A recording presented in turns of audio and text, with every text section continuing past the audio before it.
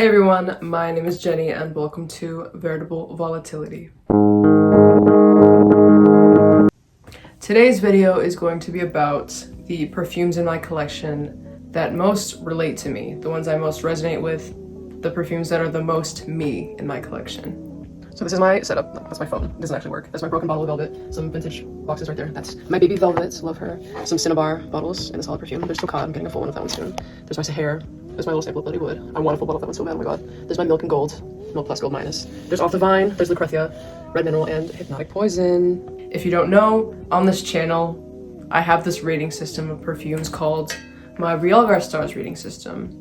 And that system is based on how arsenic mayhem is the perfume in question. You know, arsenic mayhem is like my little persona. It was my project before I even started Variable Volatility. I've had this character for a long time, like almost 10 years, something crazy like that. She's basically my imaginary friend at this point. She's the red girl. She's based on the color red. She's also based on poison. Go figure. There's a lot of symbolism that goes into it. She's kind of just this idea, like this metaphysical thing. Very symbolism-based character I have. The elements of air and fire are also very big symbols for arsenic. Also just darkness in general because her shade is a dark red. There's lots of things, but anyways, realgar stars has 5 categories, okay? The first category is the gender, and a perfect 1 star in the gender category would be a perfume that is unisex but like ever so slightly feminine, because that's just what I prefer, right? Because this is like a subjective rating system. And how I assess a perfume's gender is I ask myself what notes are in it. I have a list of the feminine notes, the masculine notes, and then the unisex notes. How strong are those notes in the perfume? And I kind of just scale it in that way. The second category is the notes, okay? So how symbolic are each of the notes in the perfume for arsenic mayhem? And I have all the good symbolic rich notes outlined in a Canva thing. I have all the Canva links in the description if you want to check them out. Some examples would be solar notes are good because sun, fire, wood because it relates to fire, smoke because it relates to air and fire. Also anything red and dark, so wine notes. Sometimes cherry notes, even though that's a little iffy. Dried fruits are okay. Vanilla, lactones. And I'm not like on the bandwagon of fucking lactones, by the way. You wanna know why? Because I like heavy cream by Fleur. So I'm not for the fucking, I just like the smell of milk, bitches. But anyway. Sometimes I make exceptions for green notes because I do this thing where sometimes a perfume notes will symbolize opposite day for arsenic mayhem. So a green theme. The personality of a red girl being switched to green, so focusing less on the self and more on the outside world. Sort of like an arc of the personality. Sometimes I do that, and sometimes I do like gravage colors. It's a lot of fucking lore. There's a lot of stuff that goes into it. But all you need to know for the purposes of this video is how arsenic mayhem are the notes in the perfume. The next category is the name of the perfume, because names are very important to me. It's like the cover of a book. It's what you see first. The bottle's also what you see first, but anyway, that's the next category. So is the name doing too much? Is it particularly offensive or bad? Basic, normal names that don't have too much flair are completely fine unless they make me mad for some reason. So this category is kind of more subjective, or there's not much meaning behind it rather than do I like it or not. The next category, as I was alluding to, is the bottle. So, you know, I only dock points if like it's particularly ugly or offensive. In the case of Velvet, which is my highest rated, this is like a very simple bottle, but I don't take off any points because, well, it's supposed to be simple based on the theme of the brand. But also importantly is the color. Does the color break the monochrome red rule? So if it's very strong in a hue of anything other than red, unless that it's like the gravage or the fucking opposite day theme was talking about, I will take off points if it's like purple, for example, instead of red. The last category is the lore, which is made up of, you know, the brand's marketing of the perfume, also what people think of it online, what people have thought about it in the past. In the case of vintage perfumes, how emotionally resonant is it for, you know, the arsenic brand? I really hope that all made sense. Oh my goodness. This is arsenic mayhem. This is gravage arsenic mayhem. There's a lot of stuff that goes into it. Again, I've had this character for a long ass time, like 10 years. I've had her since I was 11, literally. Anyways, now that that's out of the way, I'm gonna start with the most highest rated perfumes. The first of which is Velvet from the house Commodity.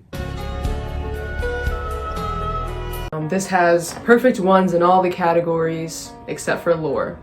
And so in total it adds up to a 4.9. I don't have any perfumes that are 5s as of right now, but Velvet is a woody, smoky rose with coconut in the top. But yeah, perfectly unisex, slightly feminine as I was describing. What I also do in my readings is I kind of personify them. So Velvet is very romantic. Now when you think of the word romantic, don't think of the modern sense of the word. Think of, you know, the Romance era. So kind of dramatic, I guess, sensitive, idealizing things, a very deep thinker. She's also very melancholy, Velvet. She's precarious, like she's moody. She's loving, she's warm, but she's also just kind of ill. The reason I nitpicked a little in the lore is because people talk about Velvet as like this Valentine's Day scent. It's kind of like frivolous and like people call it like sexy and whatnot. I'm not into that, so I took off a little bit. Yeah, Velvet's just a creative soul. To talk about the notes though, coconut is a symbol for craziness in my book, so that obviously relates to Arsenic Man. Also woods. Woods is kind of like a hard truth. I think of masculinity with woods because it's a masculine note in my book. Hardworkingness, a grip on reality, like a hard truth. There's some of that in her.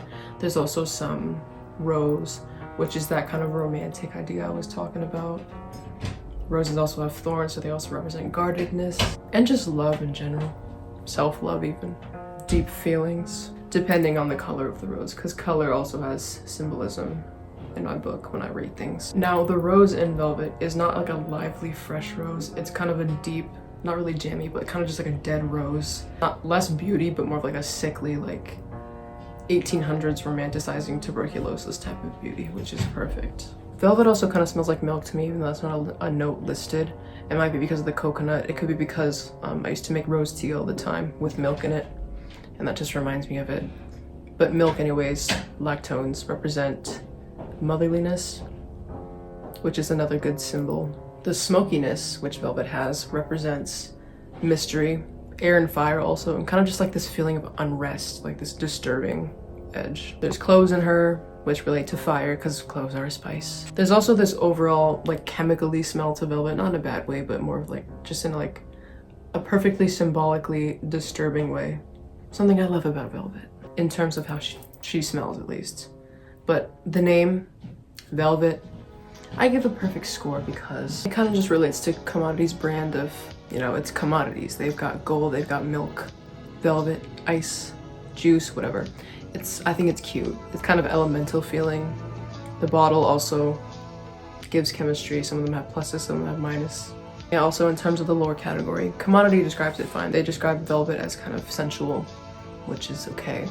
The only thing, I was saying is just the public's perception of it. So I knocked off a little bit. This is what she looks like. Scent space, this is Commodity scent space thing. Expressive. Commodity Velvet. And yeah, it's just like a basic bottle. Me and Velvet also have history. This is when I broke. But let's move on. I've talked a lot about Velvet. I'm not gonna get as in depth with the other ones as I did with Velvet. The next one I'm going to talk about is called Cinnabar, which I just made a video about, okay? I actually got another bottle of it because I found this for really cheap on Mercari, like 30 bucks or something. It's an older formulation, but not as old as this one. I think this is on the older side, honestly, because look at the juice color difference. I also have this vintage solid perfume of Cinnabar. It's a dog. My zodiac is a dog. Fire dog. So Cinnabar is a vintage perfume, in case you couldn't tell. It's spicy, obviously. It is kind of citrusy in the top. It's got like tangerine. It's got a ton of notes. It's one of those everything but the kitchen sink type things. It's got a little bit of fruit, which is bad in my symbolism, but anyways, I'll get into that. And yeah, she's just got these ancient vibes. She's smoky, which is my favorite note in perfumery, smoke, both how it smells and symbolically. She's eccentric. The whole point of her is she's based on the Orient. I'm fucking Oriental too. She's also like very extreme. Like there's nothing tolerable or chill about cinnabar. Like look at it. And if you'd smelt it before, she's very polarizing. So is arsenic. I mean, she's crazy. She's disagreeable. Cinnabar is a pigment. Used to be used in China. Looks like this. Like things lacquered with cinnabar look like this. It's dark red, which is arsenic's color, so fucking perfect. And the name realgar stars for my system kind of relates to cinnabar because they both contain toxic chemicals. Realgar is arsenic sulfide. Cinnabar is mercury sulfide. So whereas cinnabar is this extreme, punchy, ancient, heavy aura, velvet, as I was describing before, is kind of just like this more dead inside, melancholy personality. And they're both parts of arsenic's personality. I don't know if I said this, but cinnabar is a 4.85 in total. And these next couple are also 4.85s. That's it for cinnabar though. Beautiful bottle, perfect color. Also perfect lore. I gave an extra point for the lore actually because of the advertisements just being so beautiful. Vintages just get more slack in terms of the lore category because of their history, which I love. The next perfume I'm talking about is called Tocade by Rochas. It is also a vintage, not as vintage as cinnabar, but I think this is from 94. She's kind of this rosy green, a little bit shampoo-y because 90s perfumes are just generally like that. Vanillic in the base, and also some smokiness I detect very slightly. She's crazy, she's wacky. I mean, just look at her. If I could describe her in 3 words, it'd be absurd, scattered, and disagreeable. She smells a little bit chemically, kind of in the same vein as velvet does. Like those chemically smells. Great for symbolism. She's just all over the place and I love her. She gives the vibes of like Alice in Wonderland, Cheshire Cat, crazy smile. The word tocade, if you've ever seen Luc Parfum's videos, means a whim. I need more of that energy in my life. She kind of reminds you know like in Fantasia, the little mushrooms? This is like a baby mushroom. The big bottle looks like one of the bigger mushrooms. I'm getting a bigger bottle soon. Also, Grabouche colors. I actually think that tocade is kind of masculine smelling because of those greens being so earthy. Earthiness is a masculine factor. That category kind of had some taken off because it was too masculine to be perfect. Other than that though, tocade is perfect across the board in my categories. But yeah, that crazy energy I was talking about is something arsenic has had in her life before. She has that air to her sometimes if she gets in that really happy mood.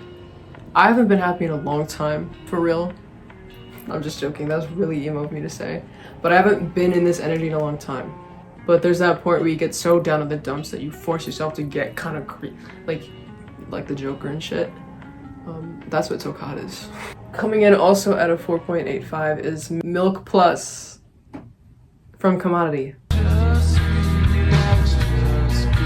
Engaging, sweet, and hurt is she.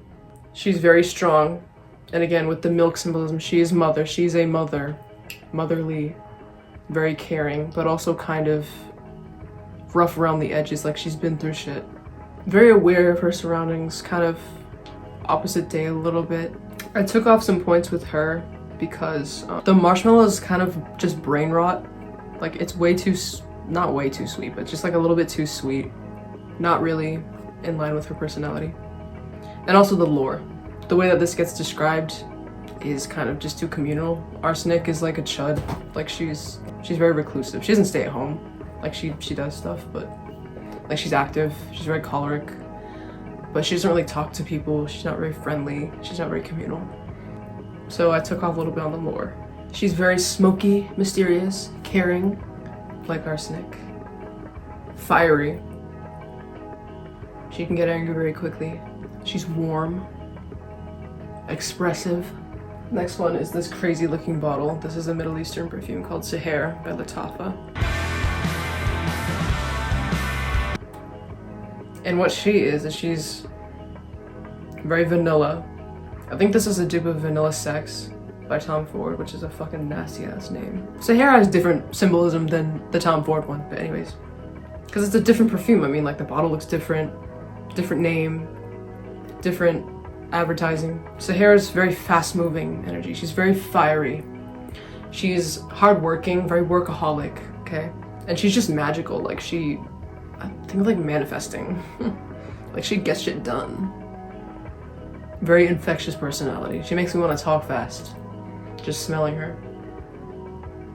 But what this actually smells like is vanilla. She's slightly feminine, like she got a perfect 1 in that category. We're in 4.8 now. Okay.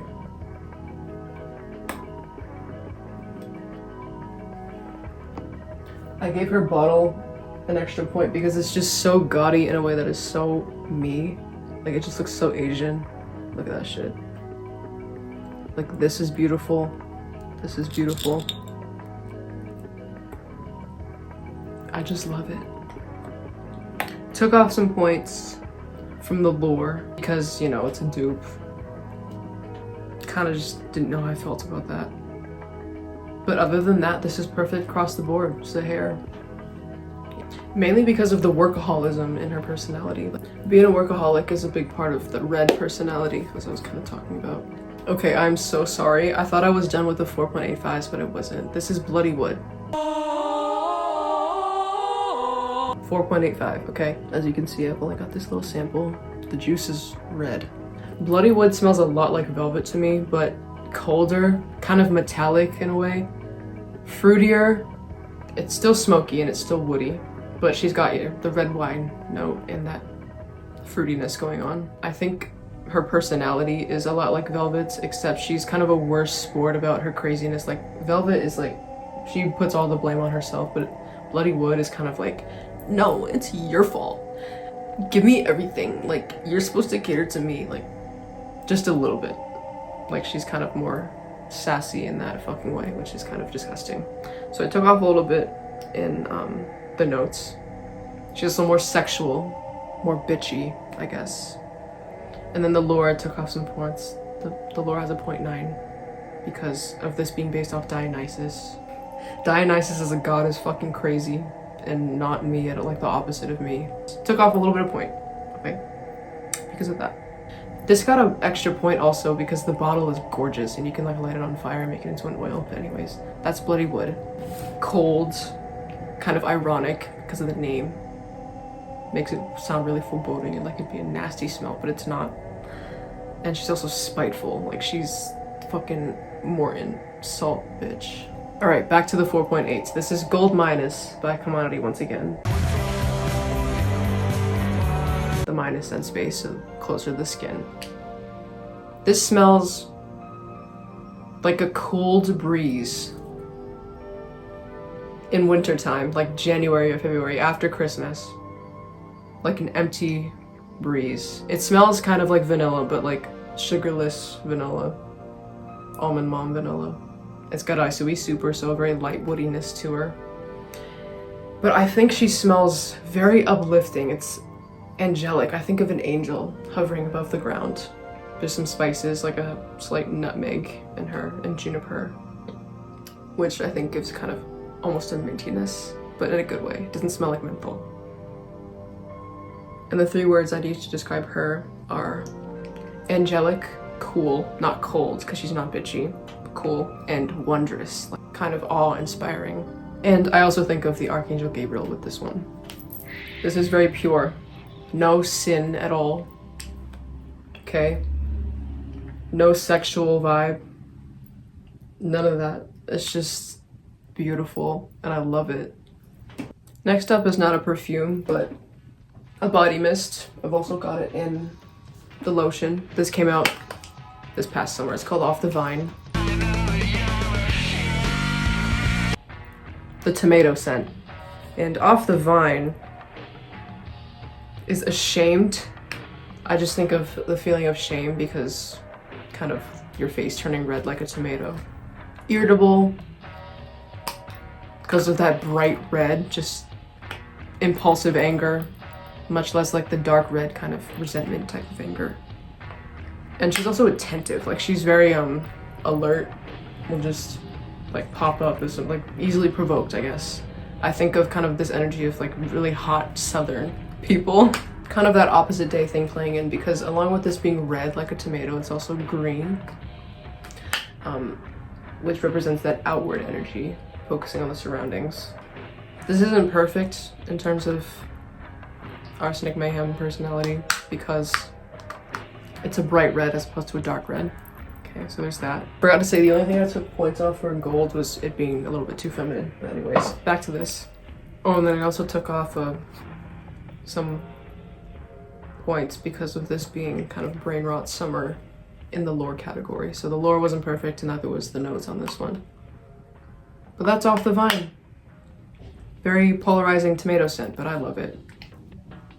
Tomato, geranium, and moss. Mostly just smells floral and green to me. Kind of warm too. Also the thing with the tomato and the shame. People throwing tomatoes at somebody, like booing them. I like that. Also this like thing looking kind of like a medieval pattern on the bottle, which I will swoon over, I swear on everything. I love medieval so much. Next up, we're going into 4.75 territory with this one. It's the only 4.75 I have. Lucrethia by the house of Canto. Another medieval themed, which boosted this one up a lot. Gave a lot of slack because of that. The smell is kind of a dupe of Black Opium, if I'm being honest. Black Opium came first, which is why I say it's a dupe. It smells a lot like it. But I'd say this one is better composed, like less scratchy, more green, a little bit more aldehydic, soapy almost. But still that coffee and vanilla and white floral. And yeah, the bottle is gorgeous. It's velvet material. Very soft, very Arsenic Mayhem, just from jump, right off of face value. Lucrethia is based off of this Italian Renaissance woman who would make poisons. Lucrethia Borgia. Lucretia Borgia, however you say it. Lucrezia, whatever the Italian way is. So I think this Perfume's personality is kind of deceitful, very sinful, like there's nothing godly about her at all. She's very corrupt. Kind of untouchable, like she's ugly, she's evil. She's also kind of violent, very violent actually. Like she's angry, which in a sense is kind of Arsenic Mayhem, a part of her. Because of this having pear, which is a fruit, bad. Took off a little bit because of that sexuality and the symbolism. The bottle I gave a slightly extra point for. And then the name, I don't really like names being like girl names for some reason. I think that's kind of stupid and ugly. So I took off a little bit for that. Lucrethia means like rich, which is stupid. There's something very interesting I find when a perfume is aldehydic.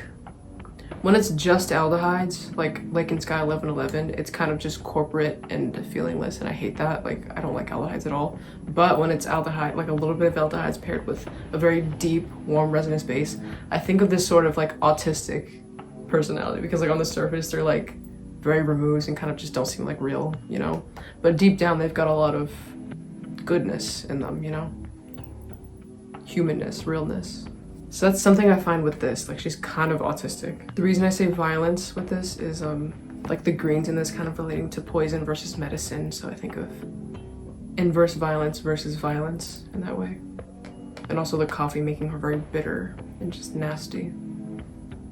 Vanilla adds a sort of comfort, so she's got a way about things, tried and true. Took off a little bit for the gender, but it's also being kind of too feminine. But yeah, 4.75 for Lucrethia.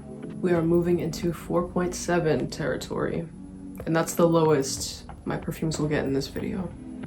My lowest rated perfume, by the way, if you're curious, is Pink Sugar Red Velvet, which I don't have anymore, which was a 3.3.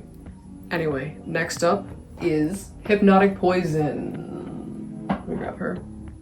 Hypnotic Poison, The Hypnotic Poison by Dior.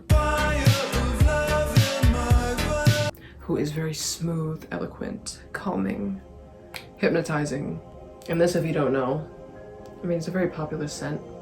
It's been popular since the 90s. If you didn't know, this was vintage, first of all. But yeah, it's a vanilla, some white florals also, almondy, doll head plastic smell. It used to be listed to have a little bit of like fruit in it, like everything but the kitchen sink, because that's how notes were back then, but I'm pretty sure now it only lists like almond, vanilla, and white floral.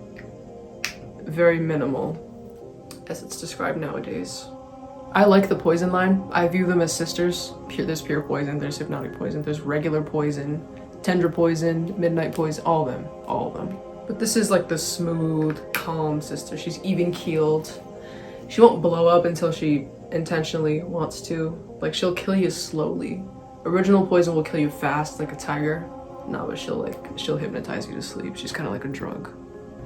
You might be wondering, girl, Jenny, why isn't hypnotic poison rated like the highest out of all of them? Because first of all, it's a red. Second of all, it's poison. Third of all, it's vintage. Hello? Well, I took off some points because of many reasons. It's too feminine smelling, right? The notes, like, there's kind of like some fruits in it. Okay, so fruits are bad. Dried fruits, I guess I cut some slack. Like, dried fruits are fine, but if it's like a juicy, like fucking, you know, it's kind of disgusting.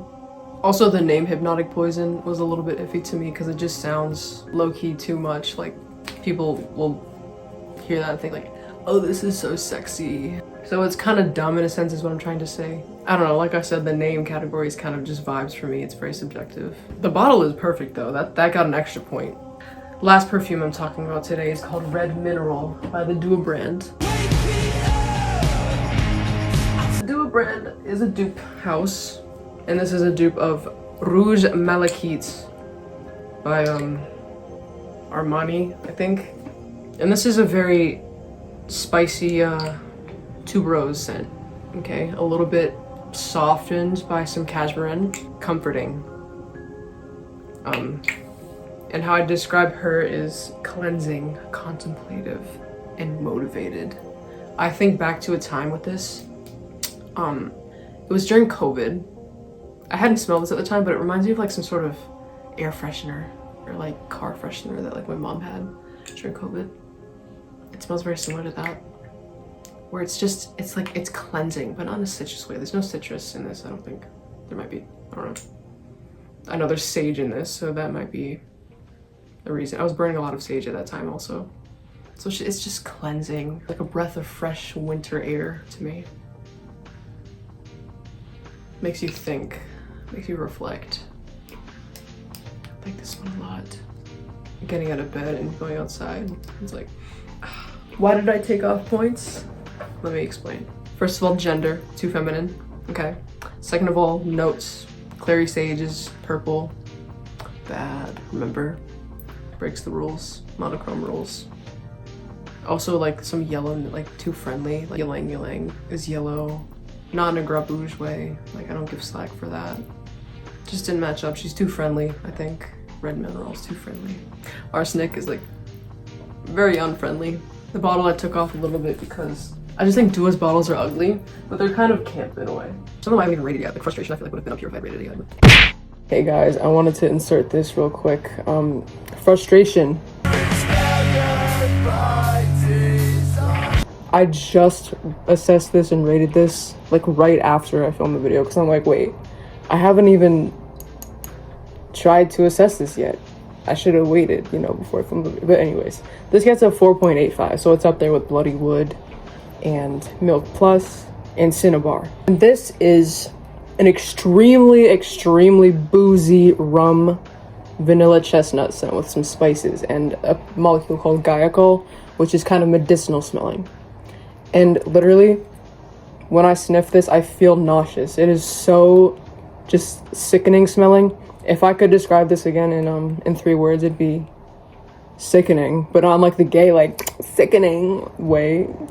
Sickening, like, nauseous, angry, and self-loathing. Okay, here, the vanilla, which usually represents tried and trueness, comfort, represents the comfort and self-hatred, okay? The rum in here, I think of just wanting to drink yourself to death. This is like a perpetual state of wanting to be something which you'll never be. So kind of like once you achieve something, you just think, oh, I don't have this now. And then once you achieve that, like, wait, I'm missing this now. Like, you'll just never be perfect, and you're always in this state of just anger because you can't be what you want to be. Very arsenic trait to have. Another note, which is a good symbol in this, is chestnut. Chestnuts, when you roast them. The only thing with this is rum, kind of like fruit, is, or just booze in general, except wine, because that's like a dark red, like emo thing. It's different. Booze is another note that is bad for symbolism. Arsenic Mayhem is abstinent.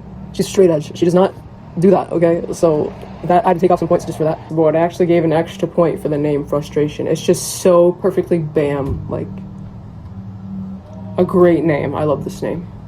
Those are the perfumes which I have rated thus far. The perfumes I have rated which relate to me, Arsenic Mayhem, the most. That's about it though. Let me know if you like perfume, if you have a lot of perfumes. What perfume in your collection matches you and why? Comment some hate comments too. Like, I love comments. Keep being you and stay proud of yourself.